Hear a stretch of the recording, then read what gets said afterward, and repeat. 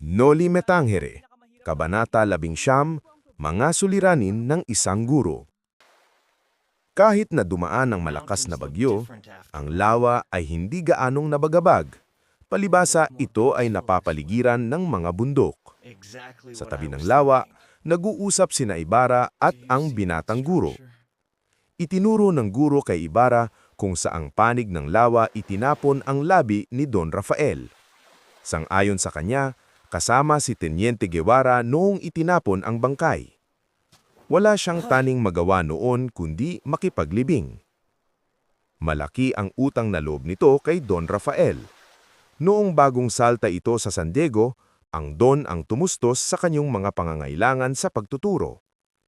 Sinabi ng guro kay Ibarra na ang malaking suliranin niya at ng mga mag-aaral ay ang kakulangan ng magagastos. Malaki ring problema, anya, ang kawalan ng pagtutulungan ng mga magulang at mga taong nasa pamahalaan. Lumilitaw na hindi ang lahat ng mga pangangailangan ng mga batang nag-aaral na katulad ng mga libro na karaniwang nasusulat sa wikang Kastila at ang pagmememorya ng mga bata sa mga nilalaman nito.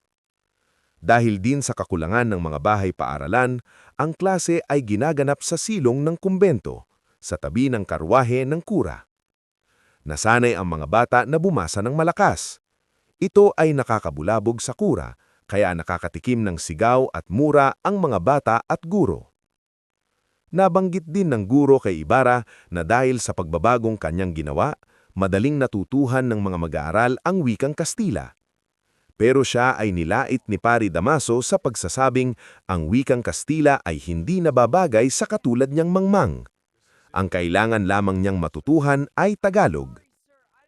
Itinulad pa siya ni Pari Damaso kay Maestro Circuela, isang guro na di marunong bumasa ngunit nagtayo ng eskwela at nagturo ng pagbasa sa kanyang mga estudyante.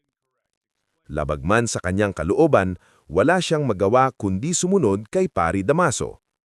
Pero nag-aral din ang guro ng wikang Kastila para sa kanyang pansariling interes. Sobra ang pakialam ni Pari Damaso sa guro. Nang huminto ang guro sa paggamit ng pamalo sa pagtuturo, siya ay ipinatawag ng kura upang ipabalik sa kanya ang paggamit ng pamalo sapagkat mabisa ito sa pagtuturo. Tumututol man sa kanyang kalooban, sumunod din siya sapagkat mismong mga magulang ay napahinuhod ni Pari Damaso na ibalik ang pamalo sa pagtuturo. Dahil sa naging sukal sa kalooban ng pagtuturo, nagkasakit ang guro. Nang ito ay gumaling at bumalik sa serbisyo, kakarampot na lamang ang kanyang tinuturuan.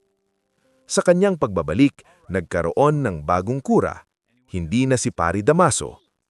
Nabuhayan siya ng pag-asa. Sinikap niyang isalin sa wikang Tagalog ang mga aklat na nasusulat sa wikang Kastila.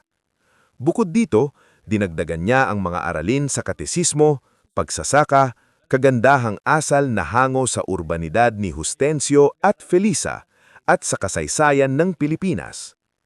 Pero sa lahat ng mga aralin ito, dapat unahin ang pagtuturo ng relihiyon, ayon sa mga bagong kura nang ipinatawag niya ang guro.